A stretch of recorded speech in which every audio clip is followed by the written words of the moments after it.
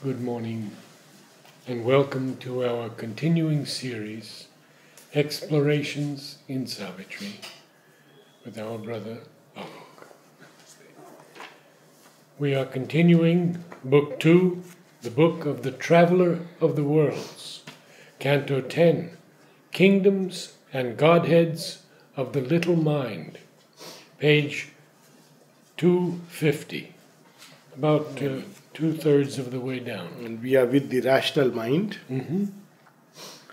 So it's very interesting that rational mind on one side releases the wings of tradition. So it breaks open the fetters which tie down to fixed forms and formulas by questioning them. The purpose of rational mind to question everything. It doesn't regard or accept anything as sacred, fixed forever. On the other hand, it clips the wings of the imaginative mind, the vital mind. So it releases us from the fetters of tradition. Now, this is a subtle thing, but it's important to understand that basically truth has these two sides, or rather three aspects. Dharma, as it is called. One is the eternal, and obviously the eternal is unchanging, the unchangeable. You can't. You can't meddle with it. The other is its expression, its manifestation, the forms it takes, which is very important for all of us because it's what impels us further on. Now, these forms are bound to change. You can't keep them forever. They have a certain context, they emerge in a certain kind of, as a result of certain kind of practice, which has taken us one step closer to truth. But if we regard that that's the end of the journey, then, we get stuck. Then there is another problem which yesterday we were discussing when we spoke about religion and reason, etc. That when you fix something into very tight, rigid formula, then you refuse the evolutionary impulsion.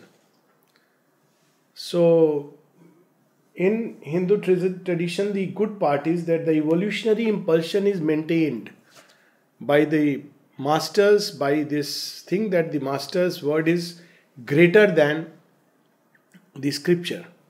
So you have Guru Brahma, Guru Vishnu, Guru Deva Maheshwara, Guru Sakshat Parabrahma, Tasmai Sri Guru Nama. It's a very beautiful, that whatever it be, whatever anyone else may have said, whatever is the word of the tradition, the scripture, the formula, but the word of the master, word of the Guru supersedes it. It's inbuilt.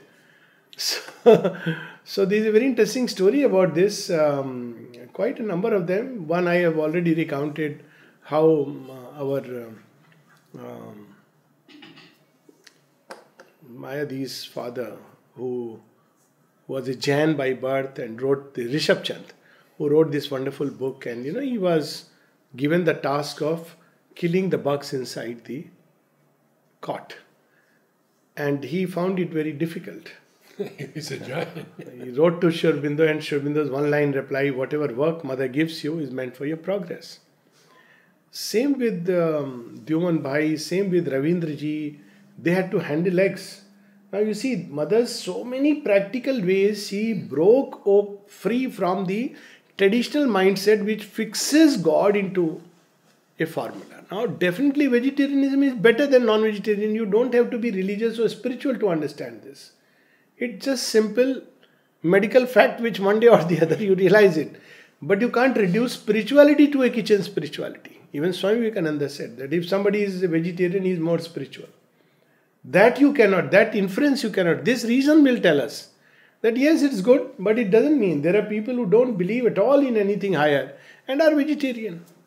And there was mother giving someone with her left hand. Yes. That was a shock. Yeah, that how can you give something with the left hand? She said, why not? So this, the more we crystallize truth into fixed formula, and then the next step comes an exclusive formula. That my formula is the only formula, if not the best formula.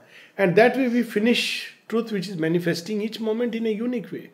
So whenever in religion you have fixed rules, prescriptions, do's and don'ts, like now it is happening in everywhere. Now in Sabrimala this is going on, and everywhere this is going on. what we have to understand it is not just in terms of a religious background, because traditions also evolve and they should evolve, but in terms of more rational thinking or in the context in which we live. But the fundamental thing about the sacredness of the shrine, that cannot be questioned, because that's a question of a way of relating to the divine being. That is each one's unique prerogative. So this is why reason comes, and reason in certain sense demolishes religion. That's why we see this antagonism. Though now a new trend is coming, which is very good, because what it demolishes is not, it cannot demolish the spirit. It demolishes the form in which the spirit is captured. So many of these do's and don'ts, they are going away. For example, a Brahmin used to wear a Janev. I'm a Brahmin by birth, used to wear a Janev. Now when you grow up, you rationally question this. So you are told that, well, it's a sign of something else, a symbol. You have become a Dvij, twice born. So twice born means you are initiated into the spiritual life. So first of all, if you go by that logic, that means anyone who is initiated into spiritual life becomes a Brahmin. It doesn't matter who he is. And mother did say, all my children are Brahmins. It means that. Secondly, once you are initiated, you don't have to wear it to show it to anyone. You are what you are inside. Now, in a certain age, it was necessary because of many things. There were external marks required. So there was a lot of meaning in that.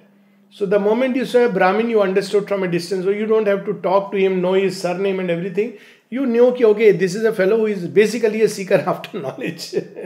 So let's not meddle with him, let's not disturb him. Shrap de dega, pata nahi kya, He is on his own way. So when a Brahmin asked for bhiksha, you understood that he is not a beggar by, let's say, default. He has given his life to acquiring knowledge by tapasya. So he has no time to engage in worldly activities to gain money. So the society supported him. So that way these markers were kind of help. But when you say this is the mark of the Brahmin alone, then it's meaningless. So today's generation questions it and cuts it off, because you are not living in that context. So this is the whole argument, and reason is only can break the form. When it tries to touch the spirit, it finds its limitations. So any right thinking, rational human being will become an agnostic if he doesn't want to go beyond reason. He will say, well, I don't know. There is no way I can know by the data of the senses and by rational argument whether God exists or doesn't exist. Now he is ready for the next step. So yogi will say, okay, now you want to see and experience, come, I'll take you by hand. So that is how the curve of reason in which we are presently. One thing about the Guru being greater than the scripture. Yes. It is said that even the mistakes of the Guru are sacred. Absolutely, because if you, even where the mistakes are, let's say, people often say, oh, he is a human instrument, doesn't matter. The attitude that with which we have to take it will help us to progress. That famous story of someone who, some argument or some problem took place between two sadhaks. And mother took a decision. She said, Mr. X, he has to just go away, leave the ashram and go. So he was very annoyed. Means he was very disturbed. And he thought that injustice has been done to me. So he goes to Nalnida and tells him that, mother has not heard me. I have not done anything like that. And Nalnida told him, look, when mother takes a decision, you take it in the spirit that she is the divine mother and you can't judge her by the human mind, and that is the best way to take it. Because what she has foreseen in her, she may have seen a rebellious attitude who is always wanting justice, who doesn't aspire for grace. And this may be her way of saying that if you want justice, go out in the world. I'm just, giving an example. But she sent others out, yeah, and they made a progress. And they made a progress. So after 10 years, this person comes and says that this was the best advice you gave me, because staying here, I was all the time looking at this and that. And when I went out, I realized. So this tendency of the human mind to think linearly is very different from the way divine looks at things, which is globally. Because the divine does things for us, keeping 10 lives ahead.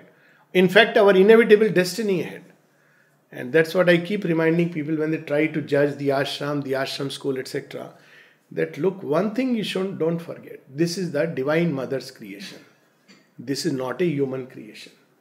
It does not run according to human measures, human yardsticks, human standards.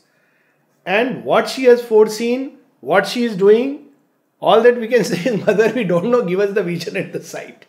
That is a logical aspiration. And she says Oroville may take centuries. Centuries, even about ashram schools. She said, I am sure, absolutely sure, that one day it will become the seat of highest learning upon earth. Yes. And then she says, you may doubt, I may or may not be there. She goes on to say, you may even doubt about it. It may take hundreds of years. But it is bound to happen. Now look at the power of this statement. She has foreseen. So she has done whatever needs to be done from the occult way.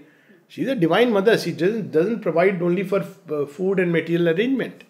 So she has foreseen everything. That's how I feel even about the ashram. People often say, absolutely. I said, even human beings, when they so-called leave their body, they provide for 2 generations, all sensible human beings who have some extra money. Otherwise they try, however poor a man is, he will say, at least my children should be, taken care of. It's a where does this impulse come from? Originally from the divine. And if you look around in Srishti, creation, you see that the divine has arranged even for the meanest and humblest of creature that be looked after and provided for. Now here, if she has initiated a project, she has made sure that not only externally but inwardly, we will be provided for in every way, so that those who want to reach the goal, they will be facilitated. Of course, those who don't want, have no aspiration, nothing can be done about it. That's the human side of it. But if Mother says it, it will be. It will be. So that is how. So there is a office of reason and there is the limit of reason. And now we have the being of reason. All these images that Sri Aurobindo is describing, they are not just picturesque images, but they are realities, like the gods of the Vedas. They are real. So he is describing this image. There the low bent and mighty figure sits, page 250, right? Yes. Bowed under the arc lamps of her factory home. This brain. Amid the clatter and ringing of her tools. A rigorous stare in her creative eyes, coercing the plastic stuff of cosmic mind, she sets the hard inventions of her brain in a pattern of eternal fixity, indifferent to the cosmic dumb demand, unconscious of 2 close realities of the unspoken thought, the voiceless heart. She leans to forge her credos and iron codes and metal structures to imprison life and mechanic models of all things that are. Now this is interesting that reason itself ends up codifying.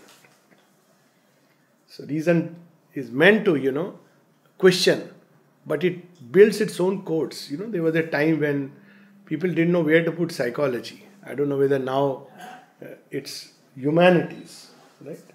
You go to science stream, there is no psychology, because psychology, you can't study scientifically. If you go to art stream, it's not. It's in humanities, something unique. Scientists take up psychology and do it their own way, and others take it in their own way. But science also ends up by its own metal structure. This is how it will be. The issue about life being on other planets. Sometimes I wonder, they are great scientists who have done wonderful work.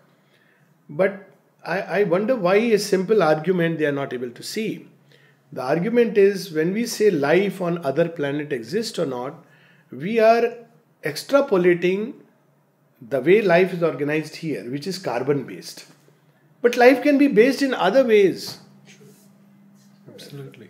So this idea that whether life could be, could have been, could not have been, you can't extrapolate based on life here, which has evolved under a certain set of circumstances. We use breathing through the breathing frame. But there are creatures who don't need this. So this tendency, not only metal structures outside, but everything we see as fixed structures and form without which it could not be. Now science is changing. Modern medicine says that, if somebody has stroke, you can reroute the nerves and take control, which is what they should have thought. Plasticities of the cosmic mind. Yes. And it came because they discovered that actually people who are paralyzed, there are other parts of the brain that can actually take over. I have, You saw the video. Niratadi, right now. Right side paralysis, she couldn't speak, Yes, and yes, she's yes. picking up. When she had a paralysis, we spoke about it, how mother came and in her vision and said, "You feed me with the paralyzed hand." And she said, "This paralyzed, no, you feed me." So she's trying, and then eventually she got back the function. So this idea that things are fixed, we have to get rid of that. But reason has this tendency that it finds a process, then fixes it. For the world seen, she weaves a world conceived. Which means that as things are, so they would be everywhere. In rational religion, the reason why rationalists sometimes don't believe in God, because they believe highest that man can achieve is morality. When they look around the world, they find there is evil. So God has to be moral, and if world and creation and nature you don't see morality at play, so you say that God doesn't exist. So sometime when I have this discussion, I ask them that who made you believe that God is moral? What if he is amoral? It need not be moral or immoral, he may be amoral. He has his own ways of working. Morality is human conception, and it has its place in evolution of society, but it's not the highest truth. Nature is amoral. That's why many people can't understand the way of Krishna on Kurukshetra. How could he lead to massacre of... Yeah. So this idea, reason has this tendency to extrapolate. So based on what it understands and sees, it starts drawing conclusions which are meaningless. It weaves it. It weaves it.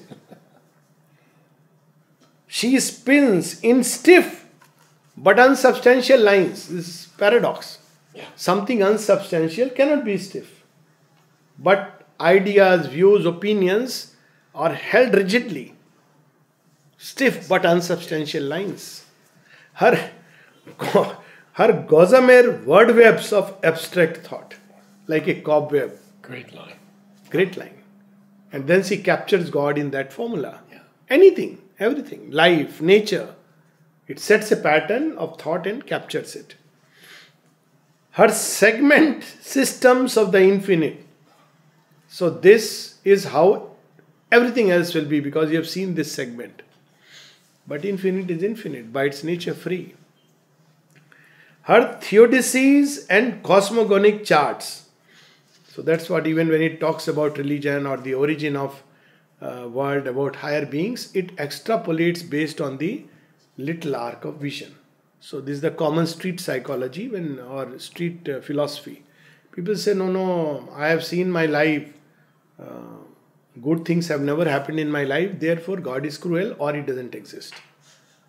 Now, Sri Aurobindo would say, ask the person, as he does in Life Divine, first of all, how do you define good thing? How do you know that poverty is not a good thing and richness is necessarily a good thing? It's a premise, but it's just taken for granted. Yes. Said, if I met with failure and poverty, that means God is cruel. Maybe God is kind. What if, Sri Aurobindo says that, what if failure suits his purpose best? Yes. Yes. Maybe failure will awaken a deep aspiration. It will be like a tapasya of sorts. Suffering is called as a unconscious tapasya in the Vedas. It prepares the patra. So, but it fixes. No, it cannot be like this. And myths by which she explains the inexplicable. At will she spaces in thin air of mind, like maps in the schoolhouse of intellect hung. You know that famous even chart by A.B. Purani. All the planes. Oh yes, of, yes. Some people are very fond of it. So they asked me, I said, see, first of all, it's creating in 2 dimensions what doesn't exist in 2 dimensions or even 3 dimensions. It's in the 4th dimension. in the fourth dimension, things are seen from within outward, not this way. Second is, everything is interconnected and interpenetrating. You can't cut off that now here comes this vital mind, here comes the rational mind. It's okay to understand it. But the greater mind also sends its influx into right down to the physical mind. So you can't see it in a chart, not even on a video projection. So Sri Aurobindo himself about these charts, he has made some charts for his own, joy, because he had seen it. So when he puts it, he knows what he is not put or cannot put. But when this was made, Sri Aurobindo did not encourage it. But it circulates because it's easy to understand. Okay, you locate, start locating everything. But that's not how infinity can ever be understood. If understood, it can be paradox. So he's actually opening us wide through this passage. Forcing wide truth into a narrow scheme. Her numberless, warring, strict philosophies. Now he's showing us what happens then. Out of nature's body of phenomenon, she carves with thought's keen edge in rigid lines, like rails for the world magician's power to run. Its typical example is nowadays yoga is a technique. And the mother says very beautifully, she says, well, somebody who originally had the experience probably had it in this way. But when he universalizes it and says that this is the way, say for example, you suddenly, because of a deep aspiration, you suddenly have a vision of the divine being at whatever level, and you are filled with the aha feeling and you fall on your knees and say, ah, wonderful. Now, if you say if you fall on your knees and do this, you are going to see the divine being is absurd. Somebody spoke about the cat doing yoga. Have you heard the story? No. Cat doing yoga. No. So there was a Guruji and he had a disciple, and of course he had a cat. So he just kept a cat, by the way. Cat is a nice creature. So one day the Guruji, a free person, he said, I want to just go around and, look after my cat. It's, how dear it is to me. And he said, yes, I know, I have seen you. So the Guruji went away. Now, disciple, all the great things inwardly that he had taught, he couldn't really gather them or practice them. But the cat is tangible. So he had very clearly seen what Guru does to the cat. And he realized that, well, this is the path to salvation. I can't do the inner things. They are very, aspiration, rejection, surrender. I want a fixed process. How to breathe. How many times should I do the mala? How I should sit? So he had seen the cat part. So after 10 years when Guru comes and he looks for his disciple, he has become now a rich man. He says, where is he? So he goes, there is a big festival going on, cat festival. So he goes there and he sees this cat has grown up and he's celebrated and the big cat has come and everybody is praying to the cat. And he says, what's gone wrong with you? He says, you are sacred cat. What about the cat? Every day I would tie this cat the way you used to tie. And every day I would put milk in front of her the way you used to put. And then I would sit the way you used to sit and close my eyes the way you used to do. What did you do after closing the eyes? Is that my mind, roams around, I can't help it. But the cat I looked after faithfully. After some time, people came to me asking for the yoga. They thought I am a holy man. I said, this is the way. So cats became the famous in that place. And all the cats were, the people started worshipping cats and it became a sacred this thing not to, spoil a cat. And finally, the cat became the deity. Now, yoga is an inner process. You can't help it. It's not a technique. Because you have to pick up from your mind. If one is not conscious about thought and feelings and the psychological subjective space, well, one cannot engage with yoga, as simple as that. Not everybody can become a nuclear scientist. That's simple. But the technique. Now you may do the same technique hundreds of times, but if this aspiration is not there, that's why in synthesis, Sri Aurobindo brings out the essence, aspiration. Aspiration is an intrinsic process. You can aspire while walking on the road. And you may sit with eyes closed, maybe thinking about your house. It doesn't help. I was with Lakshmi Narayan on his 90th birthday. Oh, great. And he said, Mother said to Huta, Ma is meditation. That's it. So wonderful. So we have this, show me those lines. She carves with thought's keen edge in rigid lines, like rails for the world magician's power to run. That's what allopaths do. They fix that only by this you can cure, but we don't know. Nature acts along many lines. Allopathy is one line through which nature acts. It acts along many lines. Her science is precise and absolute. On the huge bare walls of human nescience, written round nature's deep, dumb hieroglyphs, she pens in clear demotic characters the vast encyclopedia of her thoughts. Then comes grammar. So first is, religion, then sciences and grammar. Rules of grammar, which tries to fix. That's one problem people have with Sri Aurobindo's writings. Savitri. They want to fix rules where there is the free flow of the infinite. And yet there is the rhythm. Now this is the beauty of it.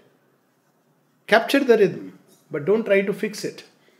The same thing happens with Sri Aurobindo's prose writings. Mother's music. Is it Eastern? Is it Western? Anybody who has heard it can say it is something which transcends both. Yeah. You can't capture it. It's a freedom of the infinite. But the music is there. The rhythm is there. But the rhythm is not fixed. You fix it in one rhythm and you'll see it breaks free and there is another rhythm which is coming. And you have to follow the pace of that movement. That is evolution. So, but reason can't, that is too much for it. So it tries to fix. So even in grammar, and Sri Aurobindo's usage of words incidentally is very, very plastic. Very plastic.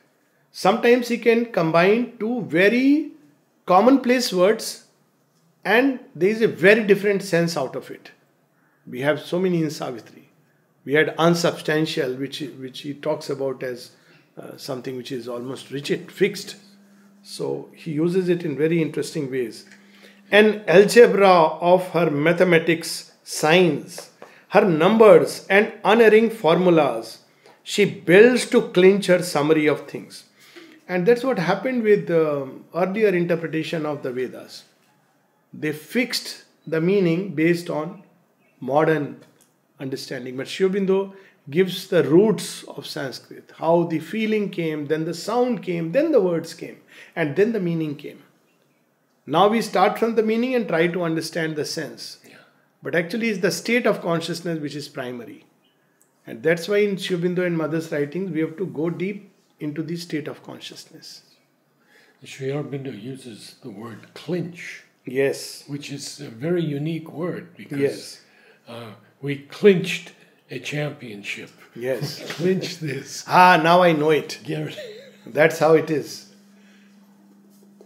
And now comes, it's very interesting. On all sides runs as if in a cosmic mosque.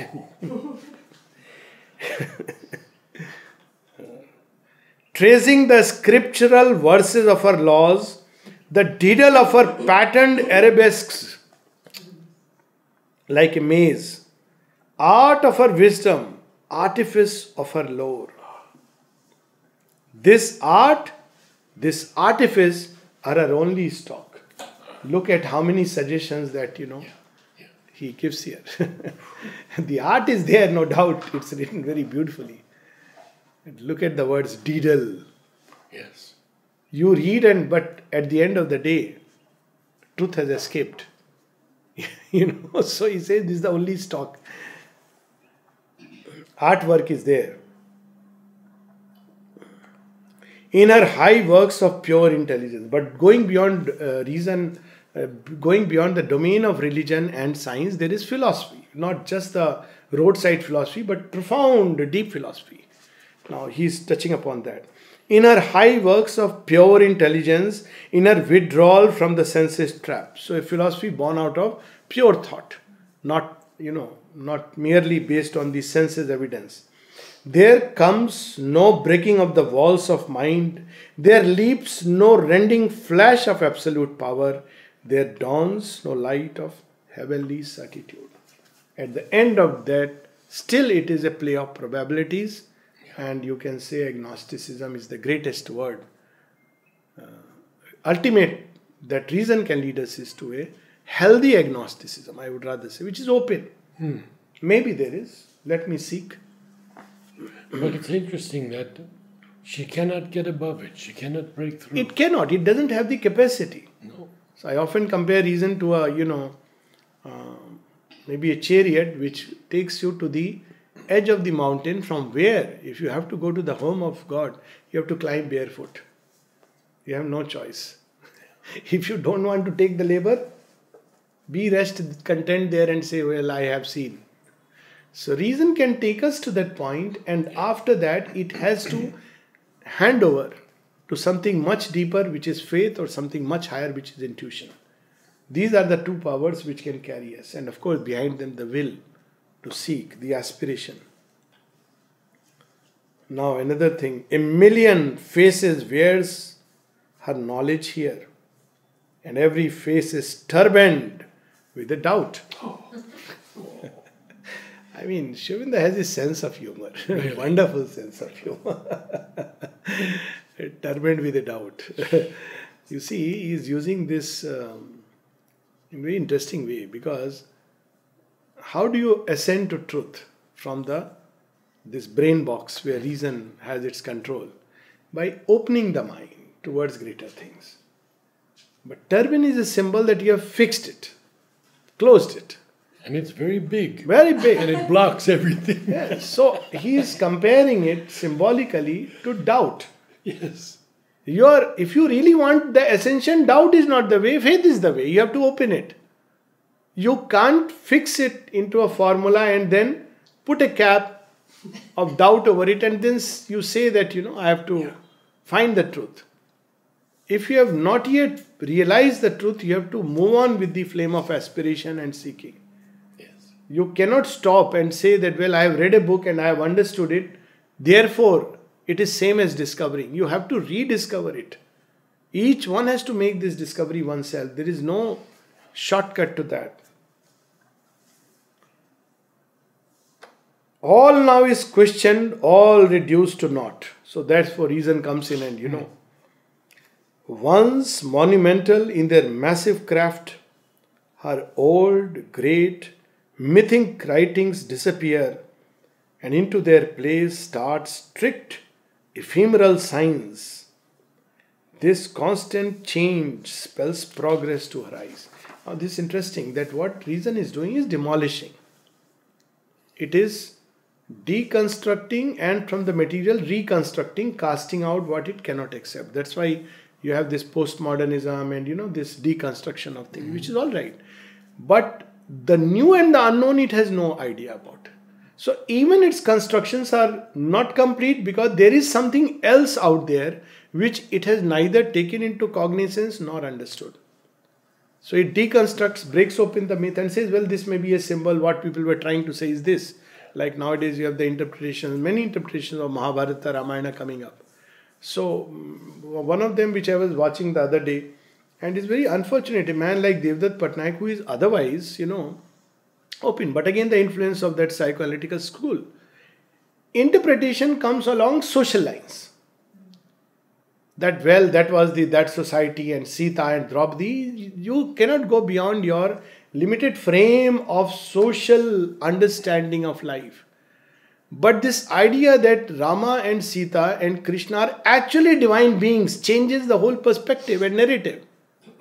So I was watching some of those episodes, and he's never able to take it, understand that Rama can be a divine soul and Sita represent material nature.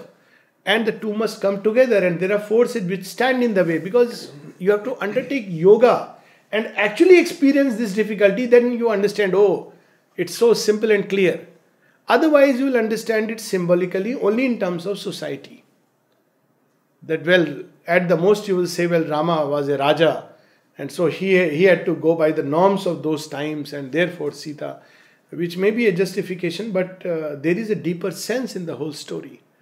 And this is where the flaw of reason comes. It deconstructs and tries to reconstruct, but it misses out that which is the most fundamental, the most essential, the soul and the divine.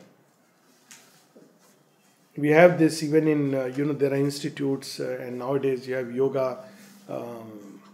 They don't use the word yoga, sometimes they use the word like Indian psychology or yoga psychology, etc. And there are big discussions. In Delhi you have this, sometimes seminars and all this. So I've been there, and I always ask them, Ki, you are doing all this, but still there is there is a hesitation on using the word divine. Something is there which as if resists. Well, if divine is there, he is there, and if he is true to your experience, how can you deny that?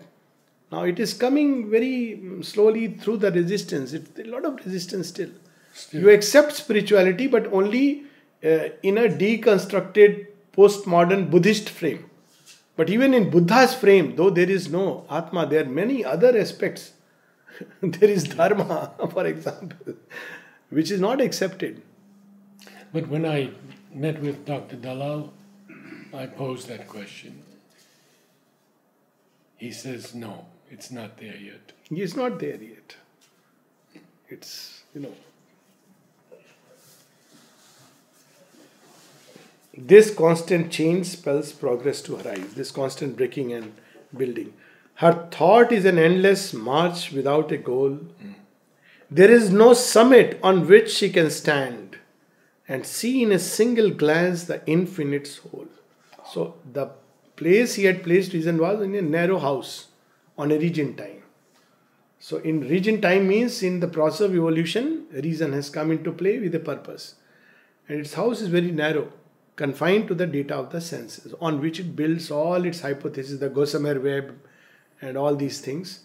But all these are just, again, one may say that when it ventures into that domain, again they become fanciful creations, abstractions.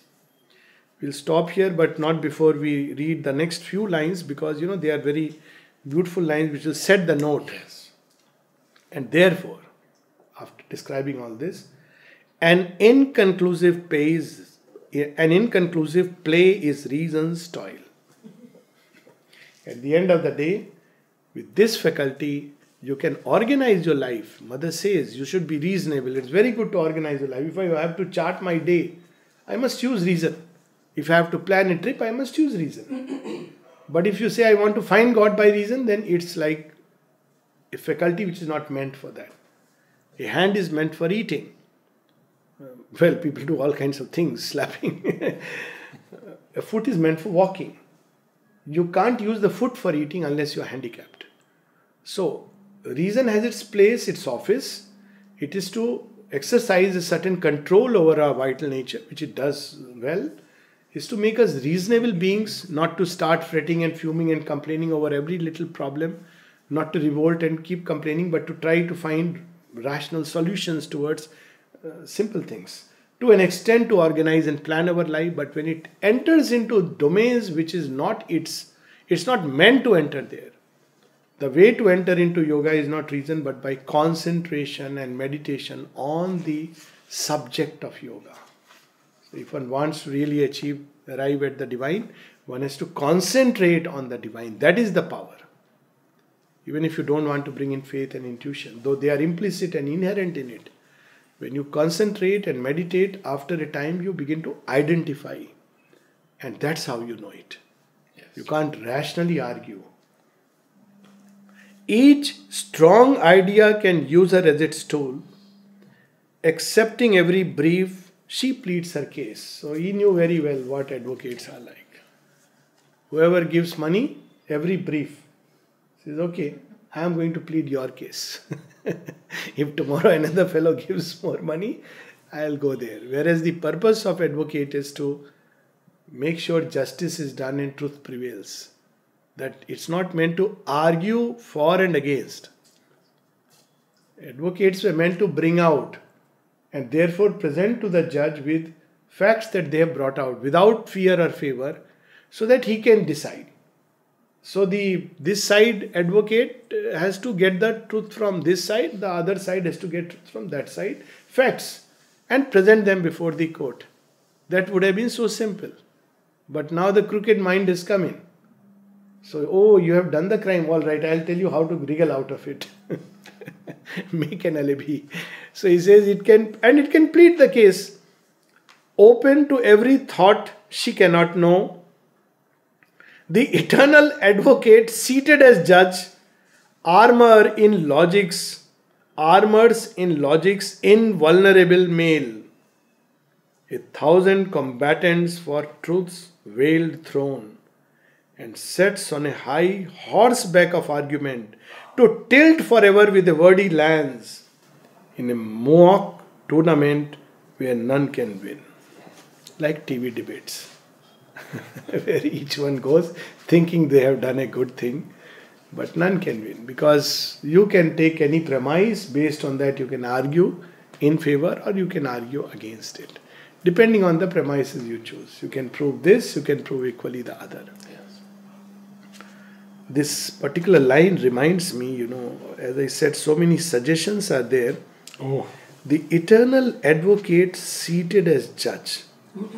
Even in our system, of course this is a very profound line, but even in our system, there were two approaches to who will become a judge. One was those who are picked up from this stream. They were advocates and they, were promoted as judge. Another was where jury consisted of prominent citizens whose integrity was beyond doubt. Now, the thing is that they may not know all the arguments and nitty-gritty of the legal framework, technical side. But they were men of integrity, and they had their own ways and means of going toward the heart of the matter. And I think it was a better system. Rather than being promoted, you are so much tuned to technique. You have yourself probably been part of the system. So you can't break free from that. And I have seen sometimes judgment based on purely technical ground, which I have never understood. Judgment based on purely technical grounds. But Sri Aurobindo, takes aside eternal advocate seated as judge. Who can be the judge? Not the advocate, because advocate is somebody who is already tilts this way, that way. He is tuned to that. So many things. This passage we'll read again, because it's from the break and a new movement starts. And who was the knight in Spain whose assistant was Sancho Panza? Don Quixote, yes. Tilting at windmills. Yes. He has it all here. 3 lines. Yes. High horseback of argument. Yes. Tilt forever. Yes. In a mock tournament. Yes. Where none can win. So beautiful and such a joy.